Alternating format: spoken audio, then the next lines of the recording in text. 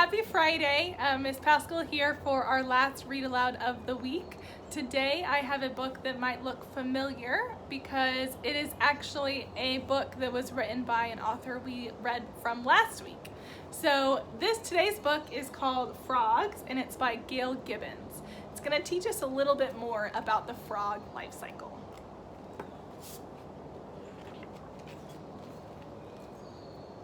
A breeze ripples the surface. The floating clump of eggs is called frog spawn. Frogs lay their eggs in water or wet places. Otherwise, the eggs could dry up and die.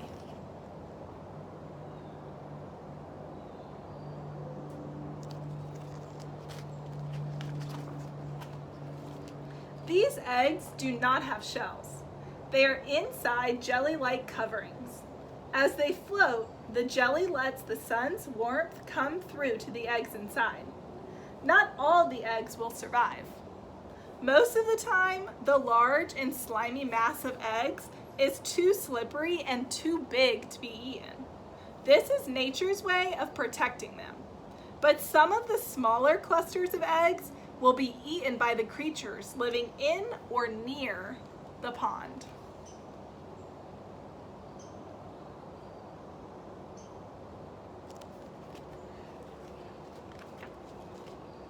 The dark centers of the eggs slowly grow into frog embryos.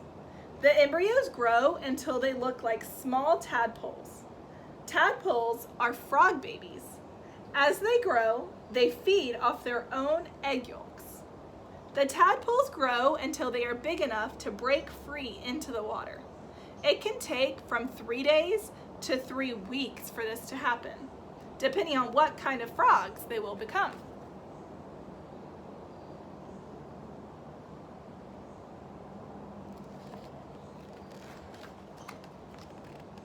One by one, the tadpoles hatch from their eggs. They each have a head, tail, and body. The tadpoles wiggle their tails to swim. The tadpoles breathe by getting air from the water through feathery outside gills.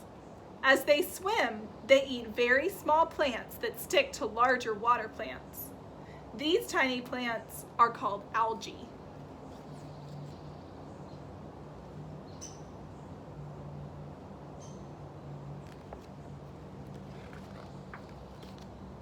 One week later, the tadpoles look different. They are bigger. Their gills begin to shrink. A flap of skin slowly grows over them. The tadpoles' mouths become hard with tiny teeth in their upper jaws. Now the tadpoles are 1 month old. Their outside gills have disappeared. New gills inside the tadpoles take oxygen from the water. Their tails are wider for stronger swimming. Something wonderful begins to happen. At the base of their tails, bulges appear. This is where their hind frog legs are growing.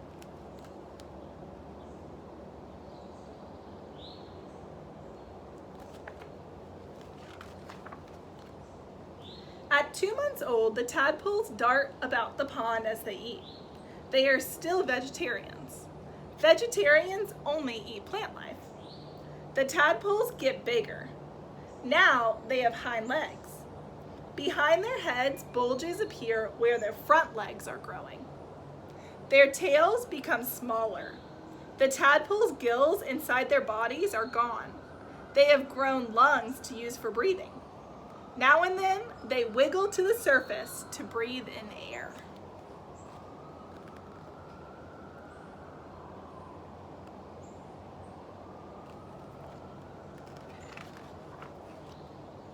The tadpoles are about 3 months old. Again, they look different. They have front legs. Their tails are even smaller. They have shed their tadpole skin and lips. At last, they have the wide mouths of frogs. The tadpoles have become tiny frogs. They climb out of the pond and onto the land. Their tails will become smaller and smaller until they finally disappear. The tiny frogs begin to eat insects and worms. They aren't vegetarians anymore.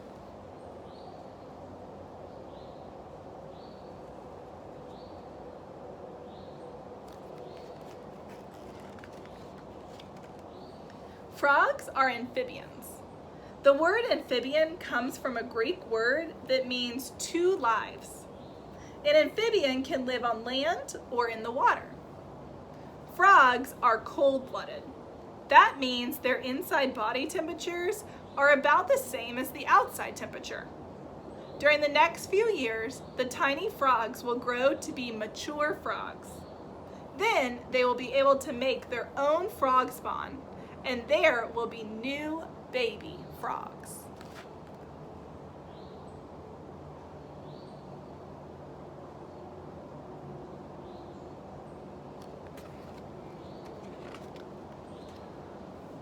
Frogs have many body parts.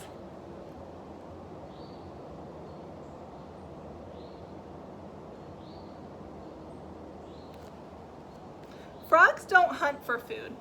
Their big eyes are on top of their heads, so they can see all the way around. They stay very still. When something flies or crawls nearby, their long, sticky tongues dart out to catch it. They swallow their food whole.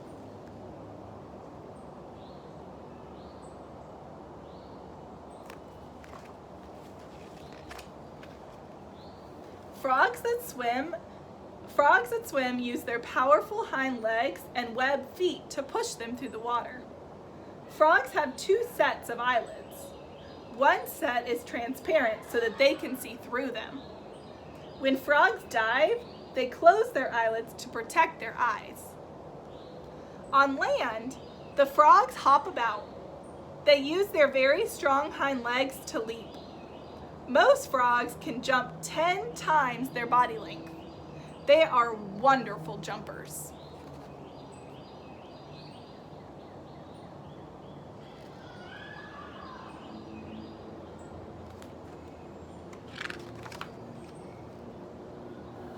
Frogs have enemies.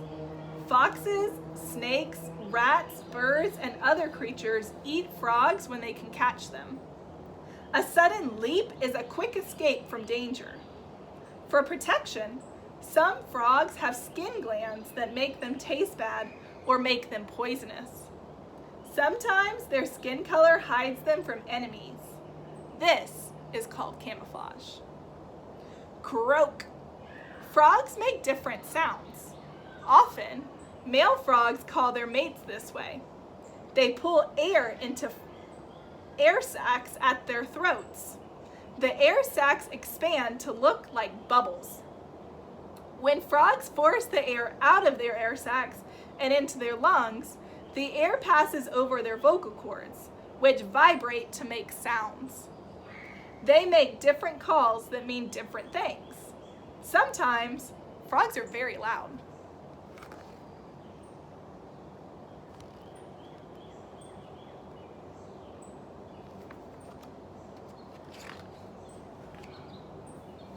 Where it is cold in the winter, the frogs go to sleep.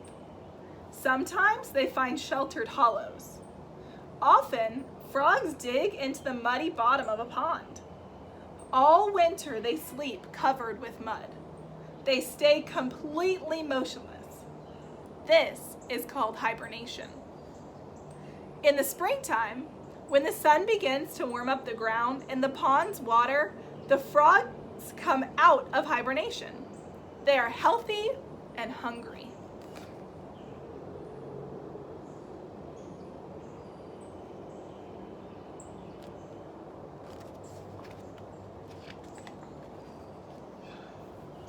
People who know a lot about frogs are called herpetologists. They spend lots of time watching and waiting to learn more about these animals. Experts tell us there are more than 3,800 different kinds of frogs. Frogs play an important role in the balance of nature. They keep insects under control by eating so many of them. Also, frogs are food for other animals. Frogs are many different sizes, shapes, and colors. It is fun to learn about them.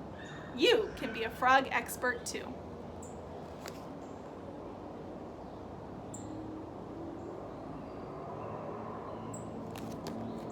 The end. So So I hope that you maybe learned some new things about frogs that you didn't already know. Today's challenge for Friday is going to be to draw a frog. So I'm going to add a link to Art Hub for Kids Frog for you guys to try your hand at drawing your own frog. I also have a quick announcement to make that I told you guys about yesterday. So starting on Monday, I am going to have some mystery guest readers.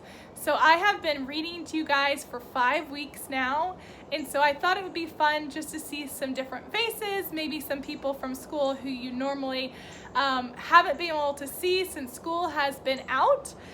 So starting next week, we're gonna have 5 days of some mystery readers from school. So tune in next week to see who those mystery readers are. But I hope you guys have a wonderful weekend, and tune back in on Monday to see our first mystery reader. Bye, y'all.